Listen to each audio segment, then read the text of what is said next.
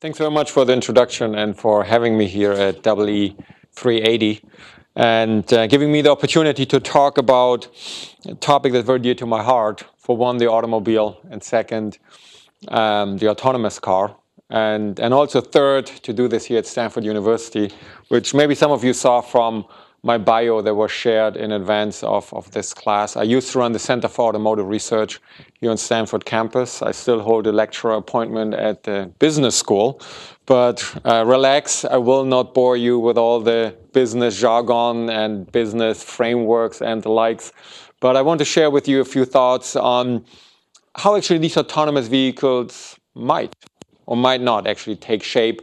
And therefore, I really want to look at technology, business, consumer, and also policy considerations, because not everything that we can do, we are allowed to do, or maybe we should not do.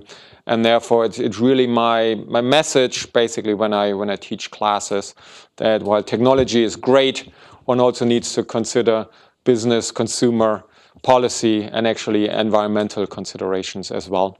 And so therefore, I brought a mix. You also see there the last or the lowest line as my title. I'm also a consultant at McKinsey, the management consulting firm. So what I'm sharing here with you today is actually business consulting information. And so therefore, there might be a little bit of jargon in there, but I really selected this material that I thought might fit equally well in other disciplines as well. So therefore, it's great to be here in EECS, engineering in general, and talk about autonomous driving. Are we there yet? And the way how I really like to begin a talk like this is with this picture that I used to show quite a bit when I started the Center for Automotive Research here at Stanford in ME, actually, in 2009. And we had a class dedicated to autonomous driving. Sebastian Thrun was there lecturing as well, which was really a treat. Chris Urmson also came to class to lecture. And I was showing them this picture because it's actually from a book that my parents bought around the time when I was born, late 60s, early 70s, and it was a book about the future. It was about what the future might be, and in the early 70s, the future was, of course, the year 2000. And so this is what the idea was in the year 1970, something like this. Autonomous cars. Back then, it was much more about automated highways than today's autonomous car. So it was relying much more on infrastructure than actually the self-contained laser scanner, radar, camera, deep learning, and all of those things within the car. But the idea was the same. Well, we will have cars that drive themselves, and we can actually enjoy the time in the vehicle, doing other things than driving, have a drink, watch TV. They hadn't quite figured out that we wouldn't stick to 4:3 screens, so they were not thinking about 16:9, which tells us also something, that things in the consumer electronics industry change much faster than things in the automotive industry, because here we are. This book basically was printed or published when I was born. Whether I like it or not, I'm somewhat midpoint in my life, I guess. We still don't have it. So it makes me hopeful that there's still a lot for me to see, expect, and explore in the second part of my life. And also what this picture shows, again, it's more about automation off the highway, and therefore this car is actually not driving across the center line between the lanes. It's actually a magnetic strip, which they had envisioned back then as a guidance system for those vehicles, which you can basically today replace with GPS, because back then they didn't have GPS. It was in the early stages in the 1970s.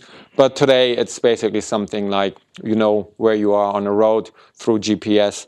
But also what this picture shows, it's an idealistic representation of what traffic is, because that is something that everyone basically is in an autonomous or automated vehicle.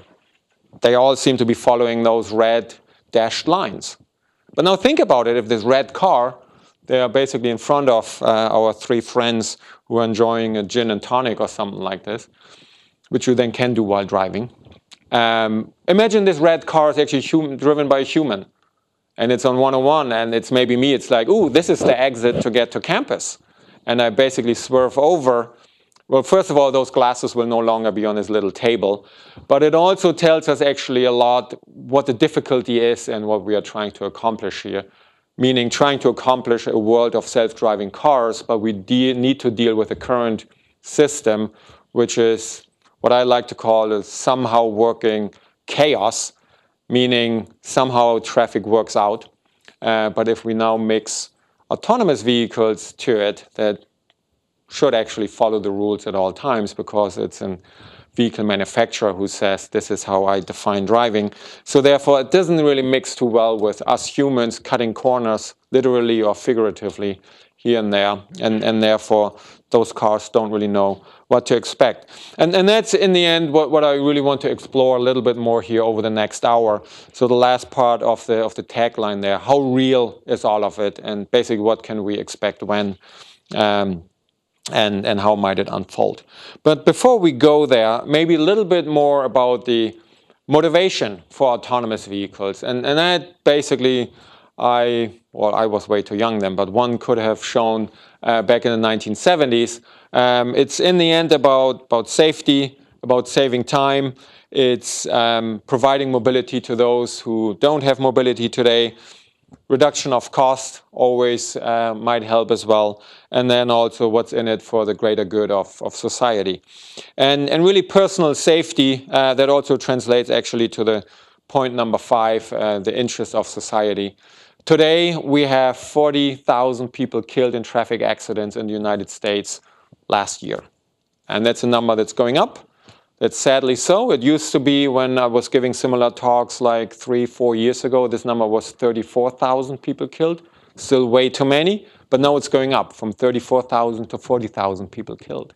Yes, but before that, though, the number was about 50,000 people. True. It was compared to the number of casualties suffered by the U.S. in the Vietnam War. True. And what caused the 10,000 drop was the seatbelt law, the requirement to wear seatbelts. Part of it? No, that was the major portion. Yeah, no. Well, I mean, it was a huge driver in it, but also, for instance, the electronic stability control. So the people or the vehicles cannot spin out anymore. That also saved a lot of lives. And then also incremental change such as tire pressure monitoring. Also, I will say safer roads, really making sure that guardrails don't really stick out of the ground like this and motorcycle drivers really get pinched by them. But definitely seatbelts and airbags have passive restraints. I mean, there were actually passive restraints before airbags because I got one when I had a Volkswagen Rabbit. Yeah. And they were the first ones to offer passive. So it's basically, and I'm a mechanical engineer, it's fair to say that the mechanical engineers probably did a great job making vehicles safer. But in the end, it's something that now we are compensating that things got safer and that it got so much smoother in the car that we start texting and maybe playing Pokemon Go and all of these things that we are distracted, and therefore those numbers go up again. Stability control was about 20 years after the seatbelt law. And with the seatbelts, they saved a lot of people from hitting the dashboard and impaling themselves, and those deaths went down almost immediately. So the point being? No, that wasn't the point. He was right on the money over there. Well, yes, but it's not just about seatbelts, because even after the seatbelts were introduced, still they kept going down. I propose that the speaker continue with what Yeah, thanks. So much about safety, and the number there that says that through autonomous driving that we can maybe reduce those numbers by 90%, which is not quite accurate because that actually assumes that we can avoid all accidents. What is true is that we can reduce a huge number of accidents, whether that's about 90% or whatever it might be.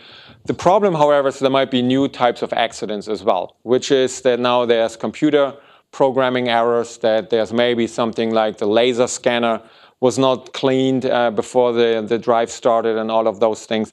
So basically, it's the number of accidents will go down, but also the profile of accidents might shift. Number 2 is the time that is freed up. Now that we don't need to drive anymore, we can do other things. And that is really a huge driver because, especially during commute, people just don't enjoy the driving and are really happy if they can do other things, so if they free up the time. Number 3, mobility of non-drivers. So that's really the bookenders of the society, if you will. For one, it's really the younger generation, where you say those who are not legally allowed to drive, they can use this in a way as a means of transportation. Or if they are allowed to drive, if they have a driver's permit, maybe this technology, or hopefully this technology, can help them become better drivers because the vehicle watches out for them, which then obviously becomes a symbiosis, a companionship between the vehicle and the driver, which is the same actually at the other end of the spectrum, so therefore the bookenders. So the aging population that is maybe not entirely comfortable with driving, but still driving is part of an active lifestyle, so that therefore they actually get support first from the vehicle, and in the end also the vehicle can drive themselves. So where we say, number 3, mobility to non-drivers or those who otherwise might not have access to mobility. Number 4, reduction in cost is on the one hand that the cost per mile might actually go down, especially for mobility services, and I will take a look at this a little bit later. So this is about Uber. If Uber operates self-driving vehicles, it's expected that the cost will be cut in half.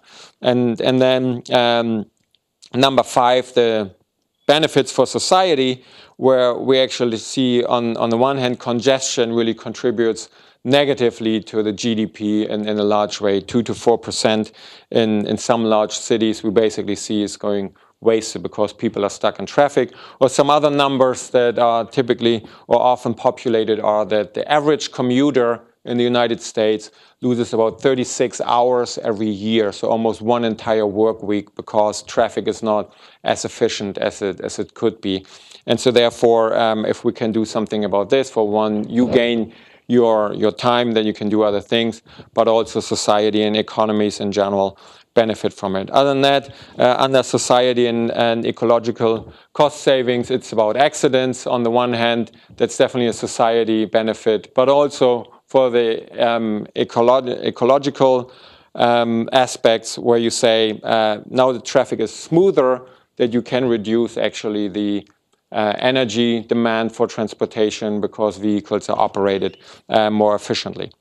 So there's a lot of motivation actually to do this. And again, those motivations haven't really changed that much maybe over the last 40 to 50 years. But now this seems to be accelerating. And here we basically take a look at like 4 stakeholders in autonomous driving, starting from the left. It's really that consumer acceptance is something that we now see growing, where people say, yeah, I really want something like this. You see some of the research that we did in consulting, where you say 79% of consumers who are interviewed would actually choose an autonomous car, especially if it's no extra cost. And you might say, well, duh, that's easy. If it doesn't cost me anything, why would I not do it? But that also implies a different way of driving, that you are not in control anymore. And we really have a lot of considerations also in terms of trust. And if you feel comfortable in an autonomous car, if you actually want this. But we see now in an increasing number that consumers say, no, that is something actually that I do want to have. Also knowing that it's not an either or. So it doesn't mean if you're in an autonomous car, you can never drive yourself. It's probably going to be something where you can switch. And then also 61% say that it should be legalized, which actually tells us already something. It's not necessarily an automatic thing that as we have an autonomous car, we can also deploy it to the public, because the rules that were written for traffic as we know it did not really account for self-driving vehicles. That also brings us to governments in general. So the second from the left. So we really expect in China, for instance, that already around 2020, quite a few things will happen around autonomous vehicles. And it's a pretty interesting thing what regulation is going to be, especially in China. For one, you have obviously relatively broadly laid out and somewhat strictly organized regulation on a national level, but then you have the individual cities who are really taking action to basically get control of their traffic in a better way. And therefore, for especially in urban autonomous driving by 2025, that we expect to see a lot of autonomous driving there. For the United States, some numbers that we could put in there as well. We will look a little bit later at what the adoption curve might look like, but also actually the government is pretty favorable in the United States, whether that's on a federal level or at least here in California, on a state level regarding regulation for autonomous vehicles. So it does not seem to be something where the technology is plowing forward and regulators are trying to catch up, what you see relatively often. So here it really seems to be something that's being developed in collaboration. Speaking about collaboration, the third from the left or the second from the right, however you want to look at it, there's now also a lot of partnerships forming in industry, such as Intel, Mobileye, and BMW. And this slide was developed before Monday this week when Intel actually announced that they are going to acquire Mobileye. Mobileye is a very innovative company out of Israel.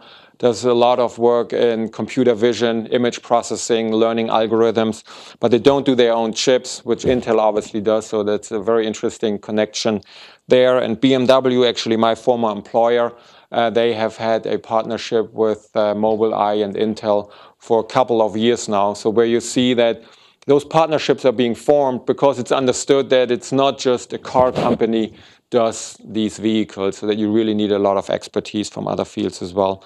And just as one example, Valeo, a supplier out of France, is really racing towards laser scanners that you see on all of these autonomous vehicles, laser scanners that you can bring it to production, because it's really one thing. I mean, of course, I could show you those videos from all these research vehicles that drive around and everything, but that is one thing. But really, how do we get this into production? And this is why we really need this, what's happening there in the, again, second column from the right. We really say, how is industry actually preparing for it? And then there's the newcomers to the very right. Uber, one partnership with Volvo, for instance, has a partnership with Ford as well. So they are trying out their self-driving vehicles, whether it's in Pittsburgh, they tried it in San Francisco, didn't go very far because of regulation, and then they moved into Arizona.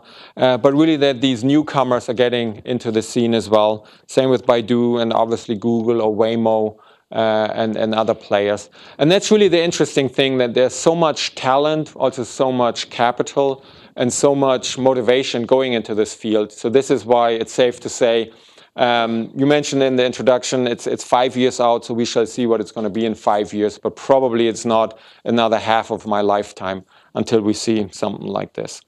But what do I mean if I say something like this? And therefore it's important to actually look at what autonomous or automated, what actually the technical term is, automated vehicles, what this is going to be. So, and here's the definition that's put out from SAE International that has 5 levels, or if you count level 0 as well, 6 levels of automation, which basically distinguishes between what does the human do, so the little figurine there, and what does the system, the car with embedded computer do. And then you can see for yourself by these different columns. So there's, for one, the primary driving tasks such as steering, acceleration, and braking. And then there's monitoring of traffic around you. And then it's being available as a fallback if the system cannot do it anymore. And then the last column to the right is actually what is the driving environment, or what are the cases where you use this. And no surprise, the higher the level of automation, which is the lower you go on this chart, you basically have more of the computer taking over. We are currently at level 2, partial automation, which is basically what a Tesla autopilot is, which basically means the car can drive itself, steering, acceleration, and deceleration. This is what the car does typically pretty well. But the driver is supposed to monitor what's going on so that the driver also can and actually should step in if something goes wrong. And there we had incidents with Teslas that are relatively well documented, some of them a little bit more on the public science side of the spectrum. But those incidents happened. And they also happen not just because the technology is not perfect. Those incidents actually happen because consumers, drivers, don't really understand or don't really pay attention to the limitations of those systems, which, for instance, is if there's a truck against the gray sky, that maybe the camera has a hard time seeing really this truck or recognizing that it is a truck, or that if the lane markings on the highway are maybe put out for a certain construction zone, but this construction zone is no longer there, but the lane markings are somehow going into the off, the vehicle might follow those lane markings. This is why the driver has to be there to step in, which means monitoring is required.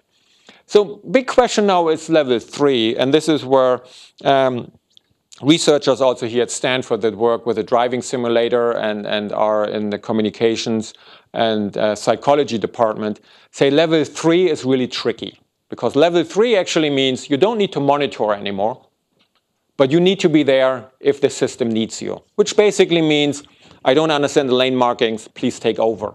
Or there might be something like, typically we have a communication network going on here that we know what other vehicles are doing, but communication is off, you have to drive. So basically what you have on airplanes with autopilot, where it's then something like, okay, in this situation, the pilot needs to take over.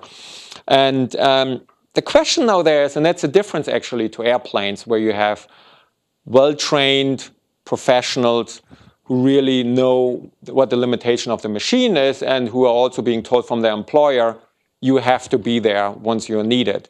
But you cannot really do this with a normal consumer, because you don't really know if the consumer is actually going to follow along.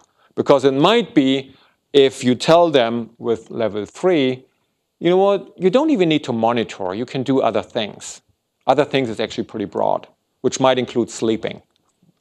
Or might include like putting your eyeglasses away and you don't find them fast enough if you really need to step in within 5 seconds, 10 seconds, a minute. And this is what's currently being discussed a lot, and what the researchers here at the Center for Automotive Research are working on a lot.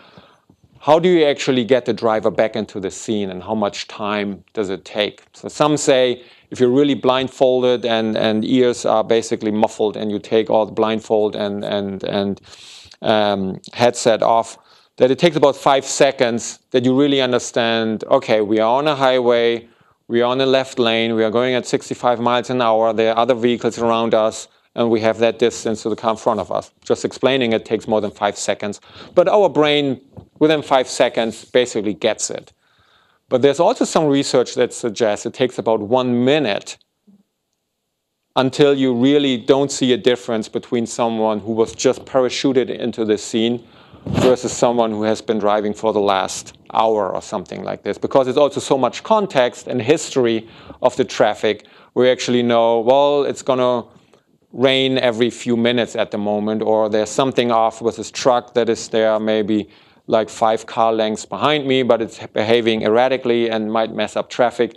So it's not just what you see right now, there's a lot of context. And this is also where we see this context is actually very hard to establish for a computer. Still, level 4, high automation, which basically means the car can do everything, but it's only some driving modes. Modes is a little bit misleading. It's not just a driving mode in terms of at what speed and at what lateral acceleration you're going. That's also the environment. So mode can be city driving or highway driving or something like this. So basically level 4 means if the car drives itself, it drives itself, but not in every place, not at all times. Could be that it doesn't work under very bad weather. Could be that it doesn't work on a highway or doesn't work in a city. But this could be something like a robo-taxi, where you basically say, okay, that works maybe in the city of San Francisco, but you cannot get on the highway to drive down to San Jose, for instance. That would be level 4. Only level 5 is really what we use our cars for today, which basically is we can go wherever we want at a minute's notice, no questions asked, we just drive. So this would be level 5 if a computer can do that. Now, getting a little bit more detailed into when is this going to happen, and this is a more conceptual depiction of it, and like 10 points that contribute to it, but I only want to talk about those 3 steps actually. Today, autonomous vehicles are actually not commercially available to end customers, but there's a lot of testing going on. So, and that will definitely continue into the early 2020s.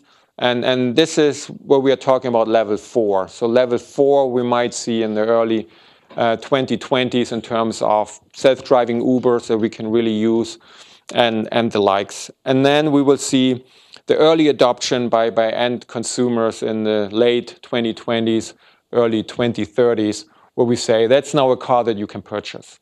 Where you really get a car that can drive itself, maybe on the highway, but then not in the city. And then broader deployment, we didn't even say notice it would have been easy to put 2040 here, but we really wanted to depict this more as the vision. So when we actually will have what the picture from 1970 shows, when we get off the highway and then in the neighborhood streets and all of this, and the car can drive itself. So we shall see when this might happen. To be a little bit more quantitative, here's something where we built a lot of statistics and models around a diffusion curve. And I only want you to pay attention to this solid light blue line as well. I'm happy to talk in overtime about the other lines as well. But that's our most aggressive scenario, where we say in 2030, we might have 15% of new vehicles globally being self-driving, level 4, level 5. We think that's fairly optimistic, but we were called pessimists for this as well. So no one really knows what's going to happen over the next 13 years, but it's definitely subject to debate how quickly those vehicles might evolve. So since we were talking about those self-driving mobility pods, self-driving Uber or something like this, it's probably possible in 2030 in a limited environment where you say it works in this city, but not in that city. But is it 15% of the global production? Probably not. So it could be that this is also some sort of technology that gets vehicles on the highway from an on-ramp to an exit, self-driving. But again, because it's level 4, then you need to take over at some point again. And then really what it does, 2035 and beyond, it's actually more like to fit a nice curve into this, and it would actually be hard science behind it. But just understand, 5 years out, as was said in the introduction, depends what it is. And this is why I really wanted to share those different levels of automation that some of you might be aware of, but I always find it very helpful for setting the context. Also for the following, which is if we split this up a little bit more into what are the different flavors of autonomous vehicles. And that's really important to know. There is not just one autonomous car. Like today, that's an automobile. I understand this.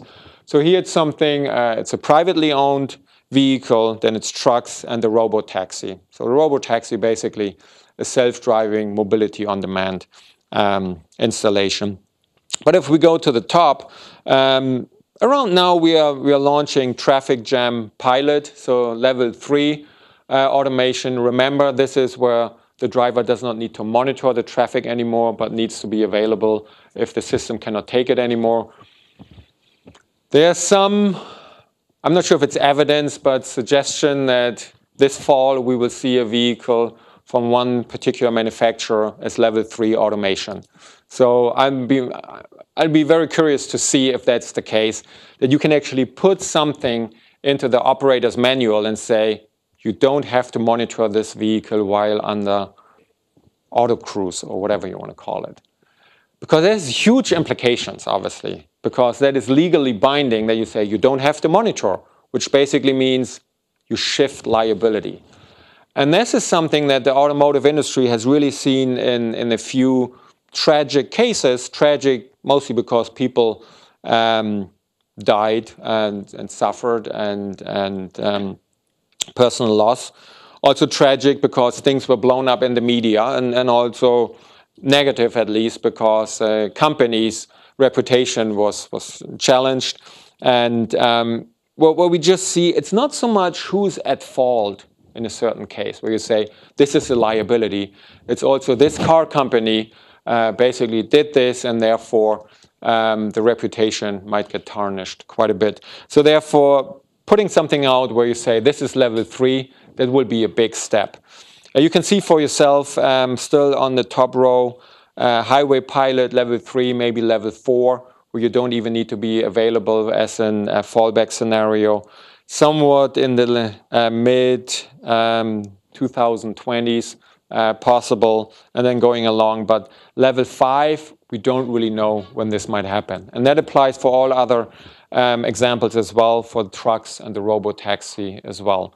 For trucks, there's definitely a very interesting thing, platooning, which is also what some Stanford graduates are working on. Peloton, just down the road in Menlo Park, they're working on platooning trucks that you can do different things. For one, if you don't need the additional driver, that's great. That's not their primary focus as much as I understand, but really to make driving safer, that you have those vehicles following closely along with a lot of computer help, but also that you take advantage of aerodynamic drag, which basically means if those vehicles are spaced closer together, you can save up to 20% of fuel consumption because the aerodynamic resistance is significantly lower with those vehicles. So that might happen relatively soon, 2020, possible. But then it also becomes something, well, platoons are great, but how do passenger vehicles merge between those trucks? And how long are those platoons going to be? And which states are going to allow them? And also, actually, we talk in business jargon a lot about customer or consumer acceptance. It's also something that truck drivers are very proud part of society, that they really cherish their trucks and how big of a thing is to manually shift those trucks. I actually tried it to shift a Class A truck. I could not do it. Even as a mechanical engineer from Germany, I could not shift this thing. But they can, and they take a lot of pride in it. And now you say, well, now you don't need to do the driving anymore. The computer does it for you. So this is where we shall see consumer acceptance also plays a big role. Anyway, highway pilot, somewhat similar to the passenger vehicles as well. Level 5, really everybody's guess. Robotaxi, what it says here, 2022, something like this. In confined urban areas, this is really at larger scale where you say now it's a real product and not just like, yeah, you can use this self-driving mobility service, but there's still a human driver behind the wheel for testing and also safety purposes. But if this really becomes like a real service without any driver, that in 2022, still slightly aggressive, I think. And then really the service area growing, that will take a long time because you don't really know where those vehicles might be going. And so therefore, much needs to happen. And there we depicted like 10 years in between. Who knows? Are you going to make a distinction with fleet vehicles, by the way?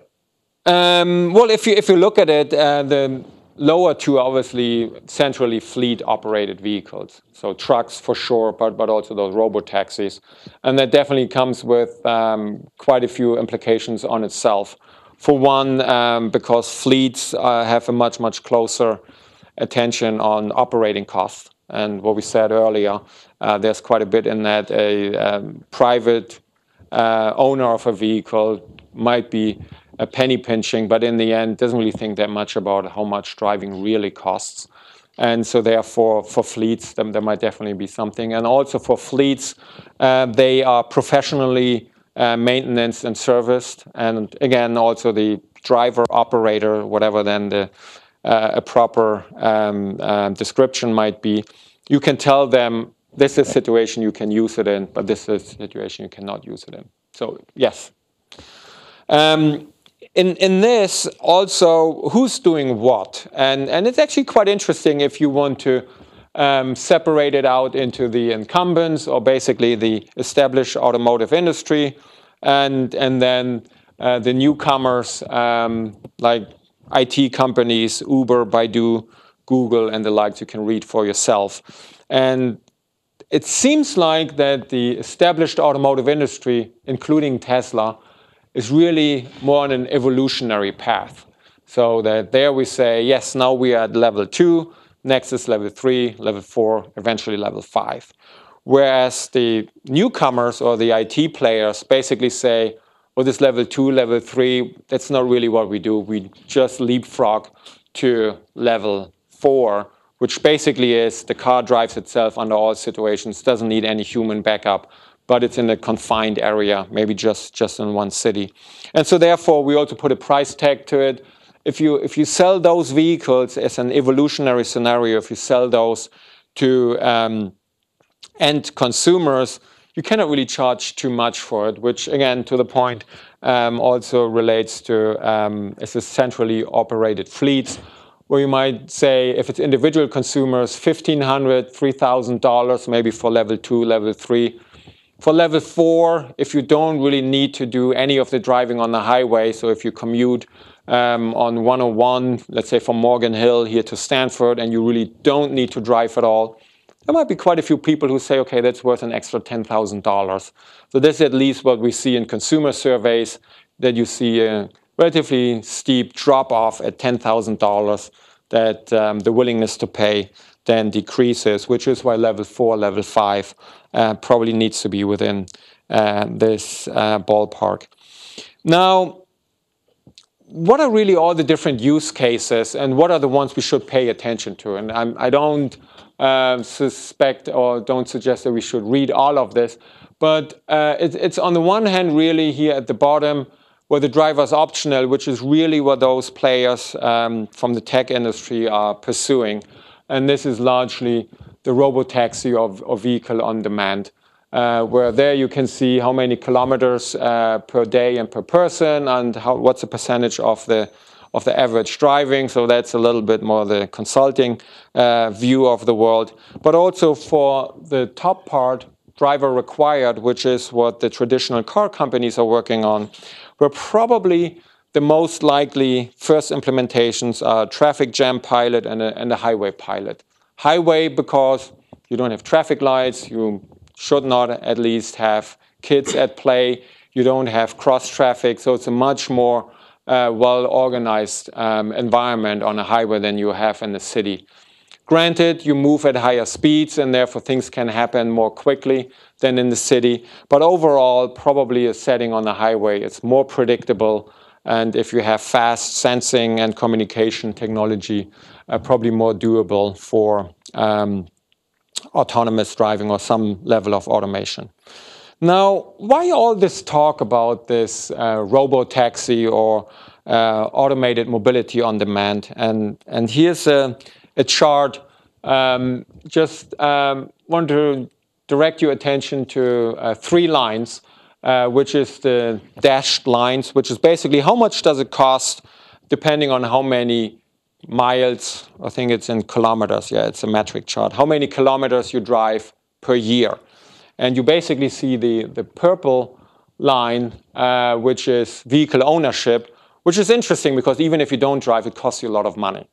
And that's, again, the thing would never work for a business entity to do anything like cost you a lot even if you're not using it. But for us as consumers, we're okay with it. Because on the other hand, we say, well, you know what, if I drive a little bit more, it doesn't really cost me more. I have the car already. I might as well drive on the weekend to the ocean. Or, you know what, I just go to the grocery store because I forgot milk. It doesn't cost me much. And that's really a lot in this purple line, which is really the freedom, the independence, what a car is today. We make an investment, and then we say, now I can use it. Whereas for shared mobility, so the dark blue and red line, which is shared vehicles, the red line is for an autonomous driving, and the blue line would be like an Uber or Lyft equivalent today. It obviously doesn't cost you anything if you're not using it because it's not an annual membership fee or something like this. But then once you use it, you obviously need to somehow prorate the operating cost of those vehicles and insurance and whatnot. So therefore, this line is much, much steeper. And you see basically today, it would be something if you don't have self-driving cars that around 6,000 miles or roughly about 6,000 kilometers, about 4,000 miles, something like this. That you actually see until then, if you just get your ride sharing service, is cheaper. Beyond that, it's actually cheaper to use your own vehicle. Question?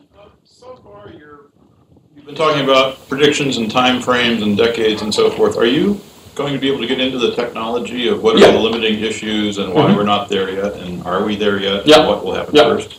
Getting there, for sure. Yeah.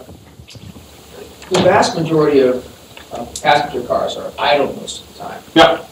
And so when do these technologies begin to interact with the idleness of vehicles and the ability to start capitalizing on all that idle? You know, private ownership vehicles versus public, et cetera. Yeah. When does the AD actually, what level does the AD have to get to before it really has to make an impact on that?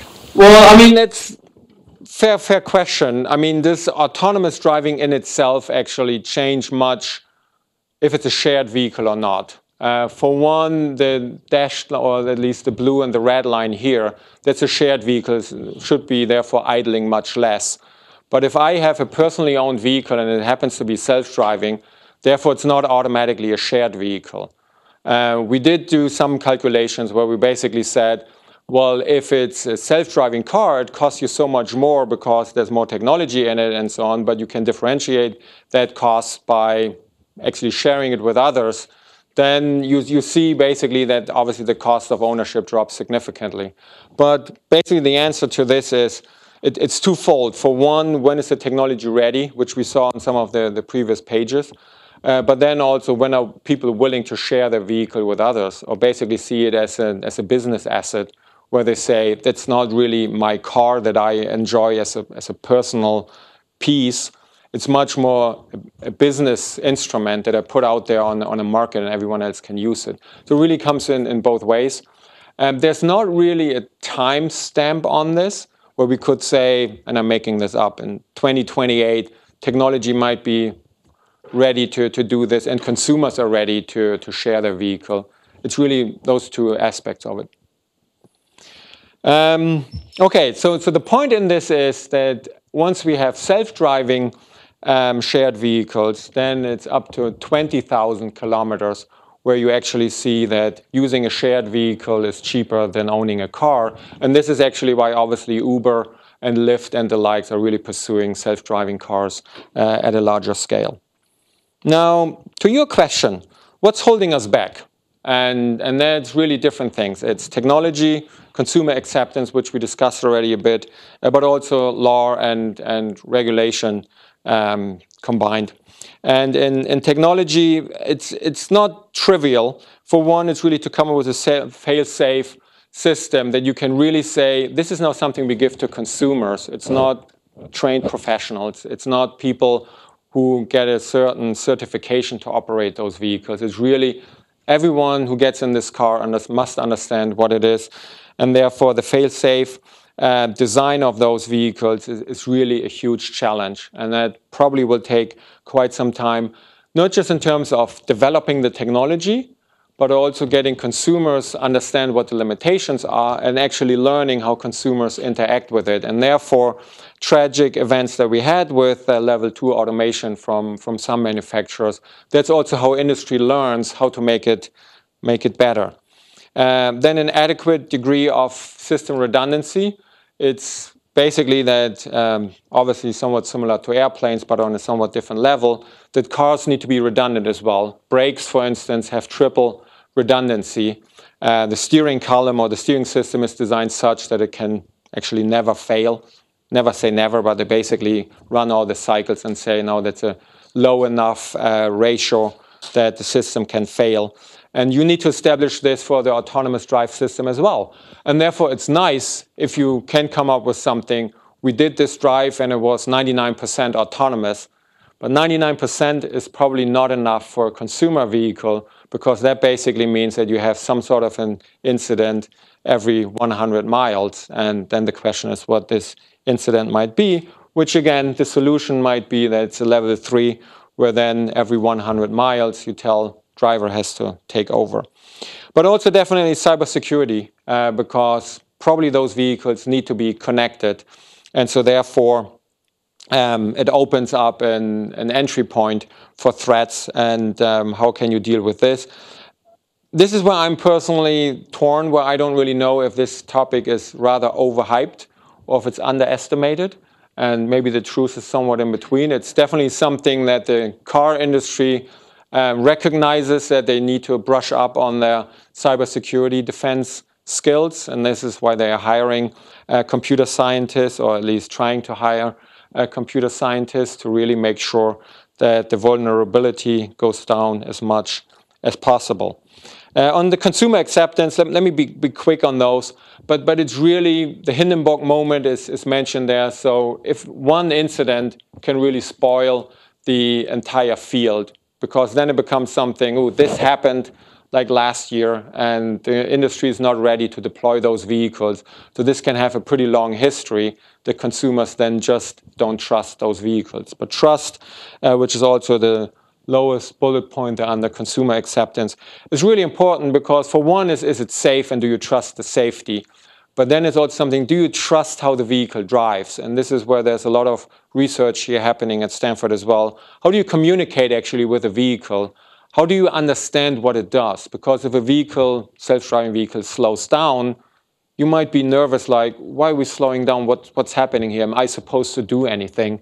And therefore, the vehicle needs to communicate to you probably what is going on in a certain situation. And that is, again, something much beyond technology, which obviously goes into psychology and communications and such, to actually say, this is how we interact with this technology, and therefore consumer acceptance really is very important here. And unclear to what extent consumers understand already today what an autonomous car is, where we as engineers, as programmers, as business strategists, don't really have an absolute clear understanding what is going to happen when, which we probably saw on those curves. Law and regulation, let me also be relatively brief about this. I have a little bit more detail about this coming up. But it's on the one hand that it's not a clear scenario what is allowed where. So in the United States, for instance, it's pretty interesting that vehicles are being regulated on a federal level. So it's a Federal Motor Vehicle Safety Standard, FMVSS, that basically regulates that cars must have crumble zones and must have a bumper at a certain height, and that seat belts need to be installed and airbags and whatnot. But drivers are regulated on a state level. You get your driver's license from the state of California or state of Michigan, what have you. Now, what is a self-driving car? And who regulates this? And this is where some states plowed forward. Nevada was, again, I think the first in the United States in 2010, 2011, basically plowing forward and putting out regulation for self-driving vehicles. Then other states, California, Florida, and a few others following. And then at some point on the federal level, National Highway Traffic Safety Administration, NHTSA, saying, we don't like this, that states are doing their own regulation in this. And now last fall, they implemented 15 guidelines for autonomous vehicles, which were basically received very, very positively by the states, but also by researchers, industries, and the likes. So it's really something, what I meant with this example, what's happening on a federal level regarding the regulation of the vehicle and what's happening on a state level regarding the regulation of the drivers. What does it mean for a driverless car? And in some countries, it's simply not legal to take your hands off the steering wheel. It just isn't. Germany being one of them, my home country. And so therefore, what do you mean? I have a self-driving car, but I need to grab the steering wheel? And then how do you define this? If it's this level or that level, then you need to or need not to. And then how do you make sure if you switch from one level to another?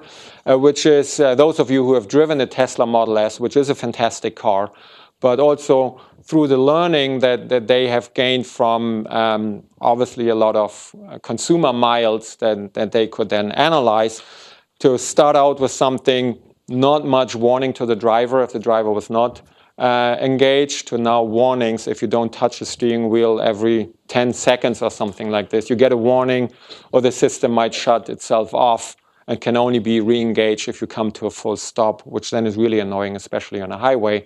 So this is where we see what regulation is one, but also where industry is really trying to implement and actually interpret this regulation. But getting to technology, so what is needed to make all this work? On the previous page, we said technology is there, but really we might need much, much more. And if we go in this, it's actually not quite an octopus, but if we go from the 12 o'clock mark there and just go around the circle and discuss maybe a little bit what is needed and what do we have already. And in no particular order, therefore, other than the clockwise orientation. Big data analytics. So those vehicles will collect a lot of data, and this data is needed to understand what driving and especially what an autonomous vehicle actually means. And that means as a whole that this data should be analyzed, like this is what traffic looks like, but also to understand actually what is it that this laser scanner or camera is looking at. And that might not be so trivial, because for one, you can say, yes, this looks like a truck, but also what is this truck doing? So the context actually matters a lot. So if Amazon crashes, everybody's going to be late. Say it again? So if Amazon crashes next time, everybody's going to be late for work that morning? No, they'll be dead. If Amazon crashes, help me out with this example. That's possible? Oh, AWS.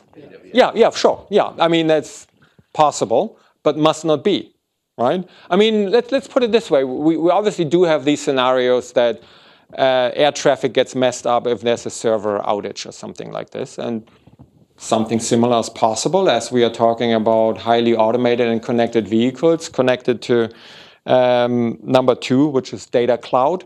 If that's not available, that we have a problem. The fallback scenario then is that the driver steps in and we can drive ourselves. Question is, are we still good enough to drive?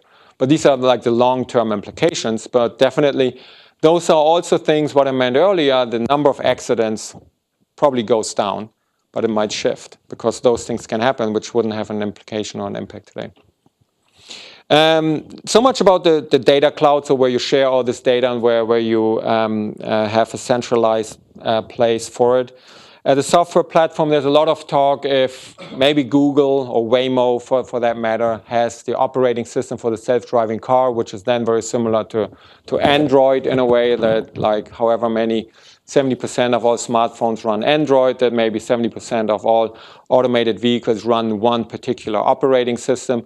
It's possible, but there's also pretty interesting to note that the automotive industry is a relatively defensive and relatively alpha person environment, where they might say, yeah, but we don't want this. We rather want our own software. High definition maps is a very important part. For one, you obviously want to know where you are on the road, but even much more, what does the road look like and what should you be watching out for, and also that you can actually detect certain structures on the road, and therefore that helps you with the positioning relatively to the setting of the road or of the city you might be driving in. Some people say you have to be able to do it without high definition maps. Some say it won't work without. So there's a lot of discussion going on in this. And the driver of this discussion might be that when can we reliably say that we have these high definition maps, where you can come up with a great map if you do a demo, let's say in the city of Mountain View, and you can show the car can drive itself, and that's all fantastic. But when can you really say that there's a map that has the same quality, the same level of depth, and that can take you to San Francisco, to Marin County, to Eugene and beyond? And then also who updates those maps and keeps them accurate over time. So if there's a detour or if there's an inaccuracy on the map, then it's one thing if a computer server crashes, but if the map is not accurate and therefore things happen, how much can you rely on it? So there's definitely both camps that say it won't work without maps, or we must not rely on maps. Then the part in the center is actually what the vehicle would do itself, which is all about the perception, the planning, and the execution of the driving task. But that's only really what's on the vehicle, the surroundings in order to go forward here. High resolution positioning at the very bottom of this circle. It's really something where you need to say, yes, it's important to know that you are on 101, but it's also very important to know which lane you are in. Let's say if you're on El Camino Real, because it does matter which lane you are in, so therefore you know that's a left turn allowed or not, and you need to pay attention to this traffic light or not, depending on which lane you are in. And then also exactly where are you in this lane, which you would do with cameras and lasers and the likes, that you don't really gravitate out of the lane, but also with additional GPS assisted system. Might make it even better. Smart road infrastructure, talked about traffic lights already. It's nice if your camera system can pick up a red light, but cameras might get confused because especially during holiday seasons, there might be a lot of red lights out there.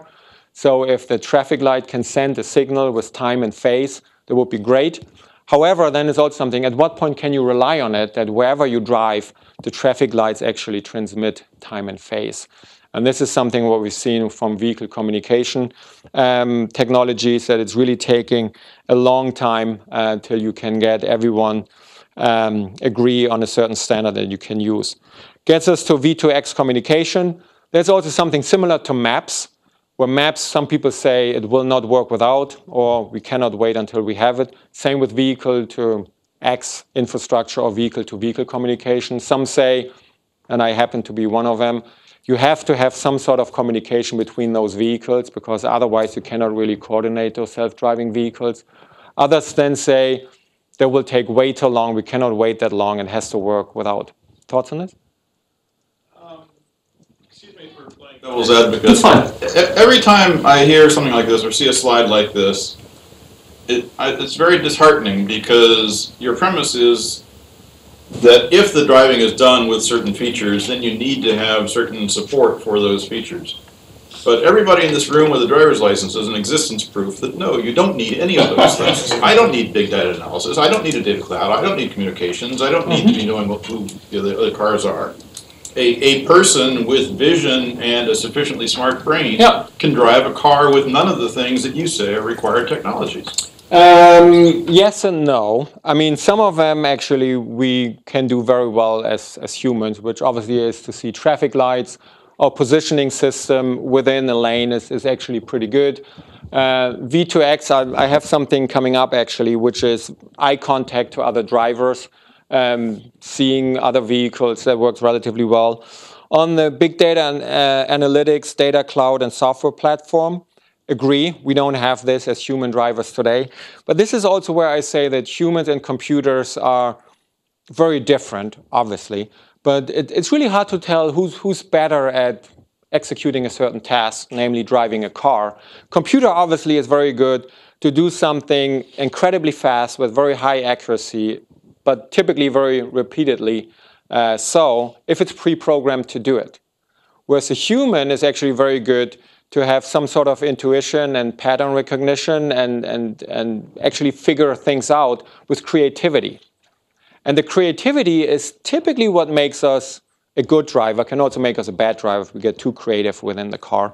But it's actually something, if there's a situation that we don't quite know, we would slow down a little bit once we actually recognize something, or we maybe see what other people are doing. Everyone else is slowing down as well. So it might be that it's not just a plastic bag there in front of us. It might be, I don't know, a sofa or something like that. And that is something where the data cloud probably would provide the context that humans have today in terms of this is what the situation looks like, especially from all our learning that we have, because one says that it takes about 7 years for a student driver to get to a level where you really have the thinking and the experience set that makes you a relatively good driver. Where you can maintain, well, sure, then let's do deep learning for those vehicles. But it's really hard to train those deep learning algorithms what they're actually supposed to learn. It's one thing that you have them learn, this is a car, this is a truck, this is a bicyclist. But it's really to learn a situation that is very different. And this is where the creativity comes in. And this is why I think like a data cloud where you say, all the vehicles put something on the data cloud and say, this is what I'm experiencing. I have an ABS incident where usually I won't. And if like enough vehicles are putting this on data cloud, then the other vehicle might get a message, watch out, it might be icy. Don't exclude the possibility that the autonomous drivers might be several times as good as we are, with the resulting several times the throughput in a lane or on a road. And that might come about by some of this extra functionality. No, I agree that it would be useful to have additional input. The more sensing mechanisms you have, the more modalities, the better, perhaps. But my claim, or my... It's not necessary. You just go 5 times as fast. I don't think anyone suggesting self-driving cars will go 5 times as fast. Don't exclude it. It would be useful. But I think the main point is, do we have to rely on those things like the gentleman mentioned? If AWS is down for hours, the whole world will be chaos. That's not acceptable. Yeah, I mean, on this slide here, all of it would be helpful, but it's understood that not everything will be available. at least not in sufficient way that you can really rely on it. So therefore, it's probably different pieces where once it's available, you're going to use it. And if it's not available, you might go down from one level of automation to another, to a lower level of automation. So if we reframe that gentleman's question is there a way we take this instead of saying, like we beef up the computing power of the car, the car is big enough to carry a big server, as itself. So do we have to constantly communicate with all those clouds, the data, or if you make it smart enough in the local server inside of the car, so like at least in the first stage, it'll be good enough. Yeah. At least the driving inside the Stanford campus, if you don't go out. It depends who you ask. If you ask me, I'm going to tell you you need connectivity. It's not going to work without. If you ask other very smart people, much smarter than me, who are actually working on this day to day, quite a few of them suggest, no, you cannot really wait for vehicle-to-vehicle communication. It has to work without.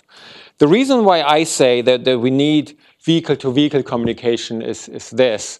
And that is largely because we are not going to operate those autonomous vehicles in an ideal world, not in a vacuum where they are just autonomous cars. If they're only autonomous cars, it becomes very predictable because everyone is following the rules. There might be no bicyclists or something similar. But all these things are out there, and maybe the bicyclist needs a transponder so that actually the autonomous cars knows there's a bicyclist, maybe pedestrians as well. There's quite some research actually that the cell phones that we are carrying with us, actually the car can pick up a signal like there's a blind spot where a pedestrian might step on the road. And so I say today's vehicles are actually connected because humans are in there. So basically the operating system of today's cars, they are connected because we are humans. And crossing a crosswalk without making eye contact with the driver feels pretty scary. And also actually changing lanes, and you basically just know that the other driver is doing something like this, and changing lanes feels also awkward. So therefore, vehicles are connected today, and this is why the third bullet point, we really need to, in my mind, this is my opinion, we need to talk much more about the collaborative automation than we can talk about autonomous, which is a self-contained, completely independent, which in a way is the definition of autonomous system. That's my 2 cents. Again, there are other researchers, certainly in this building as well. And at least I know the team that was working on the DARPA grant and Urban Challenge about 10 years ago, they tend to say that communication is probably not necessary. My understanding is that they are also saying this because it will not be available soon enough. So if you put something like bringing out a infrastructure that's always available, and if you overlay this with these S-curves that are put up, it might not match. So therefore, you might need to be able to start in this vacuum, but this is what I then maintain. This vacuum might be that you only do it in the city of Mountain View. And that there actually you bring out a few Wi-Fi hotspots that then actually at least connect those vehicles to a centralized server. There you have it, that then those vehicles are connected. And I'm actually surprised how often I get comments like, no, it's going to work without connectivity. We are connecting each and everything today. Every computer, every phone, more and more watches, even refrigerators we are connecting. But with this we say cars don't need to be connected. I have a hard time grasping this. Well, for 100 years, humans are connected, and people have still been able to drive. Well, humans are connected. Yeah. But the B2B is kind of local. I don't mind that you connect with the cars surrounding you right now, but you don't have to really go into Amazon. Well, that remains to be seen. If it's a centralized server or something different. So there's 2 schools of thoughts within communication. One is the Wi-Fi standard 802.11p, also known as DSRC, which really goes direct between those vehicles. It's a Wi-Fi standard, and therefore, since it's 802.11 standard, it goes about 300 feet or so. The other thing is through cellular, that you then connect to a centralized server, which also comes with different challenges and opportunities because of different communication standard. And the question is, do you need both? The good thing about a cellular standard is that it's already available, whereas the 802.11p standard that needs to be implemented, it's not readily available. So the verdict is still out there, and one doesn't really know. But without any connectivity at all, I have a hard time seeing it. So is GPS connectivity? I mean, GPS connected? I will not call it that for these purposes because it's a one-way communication. Okay. So I mean, this is really about communication between vehicles, whether that's direct between vehicles or through a centralized infrastructure. I mean, the bar is low because bicyclists in San Francisco, for example, get hit all the time. It's like 2 deaths per year. I mean, I'm not trying to. I'm surprised it was only totally 2, flip it. sadly enough. But I mean, more than 2. yeah, probably, sadly enough. Yeah, but look, I mean, and this is why maybe some of you are very surprised how slow the adaptation curve is that I showed. But all of this we have to figure out. And therefore we need to start small, and we'll start small, which we now see as pilot programs that are very, very important, whether that's what Google Waymo is doing or what Uber is doing or Tesla plowing forward with their level 2, maybe soon level 3 automation.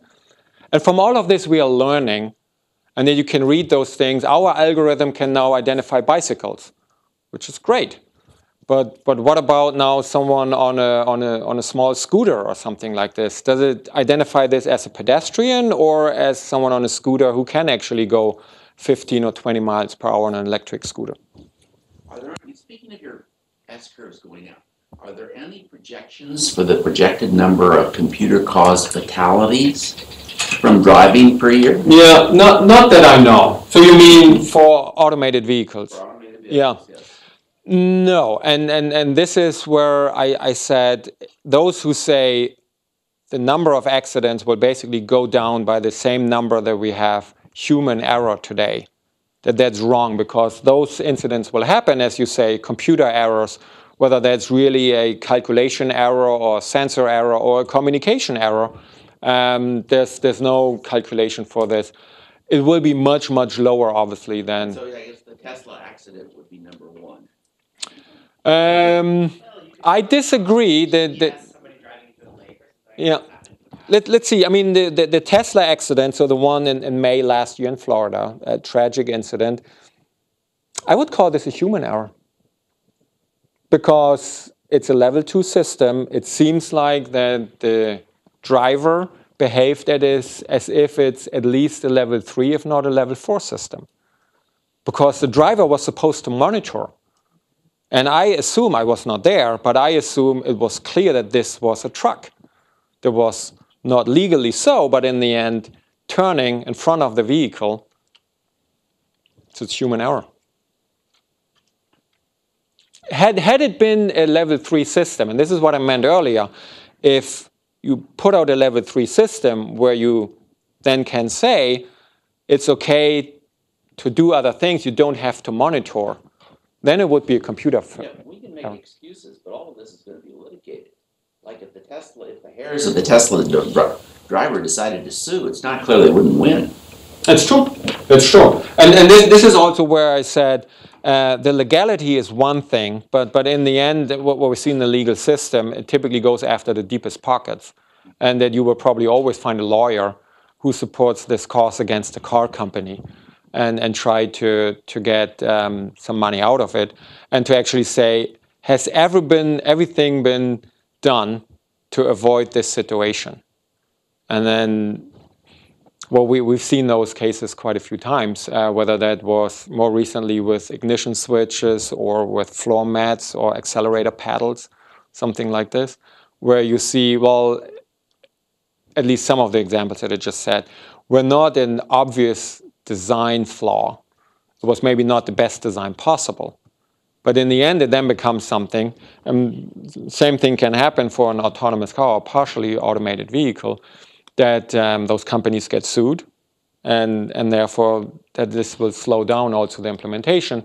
And this is typically where we see that for the automotive industry, because they've lived through all of this in quite a few cases, the glass is typically half empty. They're more on the pessimist side and on the more hesitant side to deploy these technologies. Whereas the newcomers, and I would put Tesla on those as well, the glass is half full because they say, works well enough and we can actually update the software through software over-the-air updates. So let's release it, and we make it better as we learn more.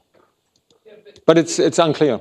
The aerospace industry has gotten very comfortable with the idea that there will be no progress without loss of life. Mm-hmm. And it's been well documented, and all the people who are comfortable with it. Amongst the auto manufacturers, do you see that kind of recognition that there are going to be some cost pushing the frontier? Or do you see a serious reticence that they're not willing to kind of cross that threshold? Yeah, I see more reluctance with the automotive industry than I see maybe in the aircraft industry. The question is if we are comparing this really on the same level. Because obviously we have many more casualties, especially per mile, in automobiles than we have on airplane travel. What's that? That's because cars are constantly landing. Well, basically, yes. And it's actually a situation, all of us have flown into San Francisco, and maybe some of us are sitting at the window, as I typically do. And you basically get into San Francisco, and you basically have two planes approaching at the same time. But this would be now a situation where this plane says, you know what, I'm in front of you. Never happens. But this is what happens in automobile traffic every minute or second, basically. And to your question, it just is a different setting in the airplane or airline aircraft industry that you're really dealing with professionals at all times. They are not always behaving professionally, but if they don't, they are out. Whereas here we are dealing with lay people, with people who, like, I definitely include me, who are not always up to the 100% of their driving skills. I do confess I've looked at my cell phone while driving. I shouldn't be doing it. I assume that pilots are doing this when they shouldn't be doing it. But you get the point. It's obviously a very different environment where if a pilot does it and something happens, it's out. Whereas as a human driver, it's like, well, yeah, there was something. And also that in the airline industry, there's a much closer relationship between the operators, the manufacturers, and also the component suppliers of the vehicle, mainly the aerial vehicle. So that means if something needs to be updated on the vehicle, on an airplane, that typically happens, but a recall from a car is very different. Obviously helps a lot if there's software with the air updates and something like this, but it's much more dispersed. And so therefore, I have a hard time seeing similar behaviors between airline and automobile industries. Also, looking at time, we are, I think, almost getting to overtime. So what I do want to do is jump a few pages here and basically just, no, actually, I wanted to do this. I'm not sure why this ended up here. Because this is what I wanted to show regarding the communication as well, and why I think communication is necessary. So what you see here on the logarithmic scale, what things can happen and at what time frame they are unfolding before encounter of the vehicle. In an hour or at least quite a few minutes, the weather changes. It starts to rain, it gets cold and icy. And then there's traffic that can build up a little bit faster than weather, but it also takes some time. There's a ball game tonight, and therefore there will be bad traffic maybe. Trajectory, which is basically the curvature of the road, you can predict maybe a second up to a minute into the future that you get on a mountain road, and there will be a lot of zigzags, switchbacks, and whatnot.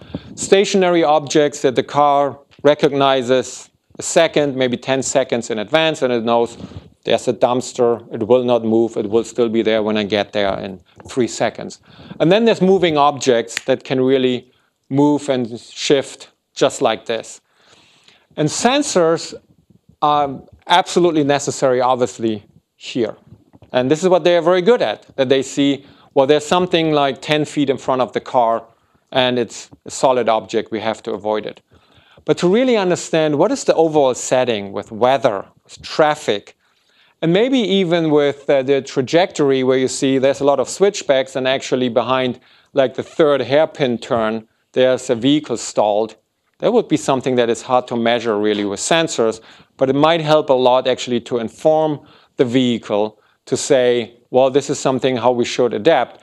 And you might say, well, we don't have this as human drivers today, but we do get information from traffic. that you see this on your map that's in the car, that it's turning from green to yellow to red or other things. It definitely makes traffic much, much safer if you have this available. And this is really where I would say that especially for those things that change on a longer term basis, not as frequently, but that you should really have information available to make traffic safer, that for this you probably need communication and you need sensors for the very near term. And this is why I really think that in a way that the connectivity aspect is the missing link, the missing context for the autonomous vehicle, and also that the autonomous vehicle is in a way the killer application that's needed for the connected vehicle, which would be yet again a different subject.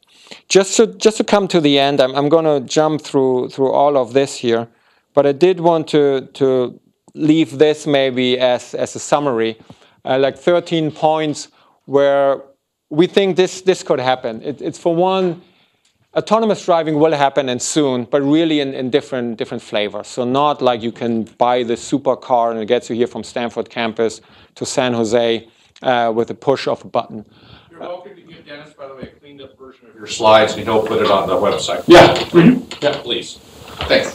And then what do we have here? That autonomous driving will be introduced in developed countries and probably in advanced cities, which actually goes with the investment that is necessary for infrastructure, but also the driving patterns that you have in those settings that lend themselves more than in other situations. We have not talked too much about commercial vehicles, number 3.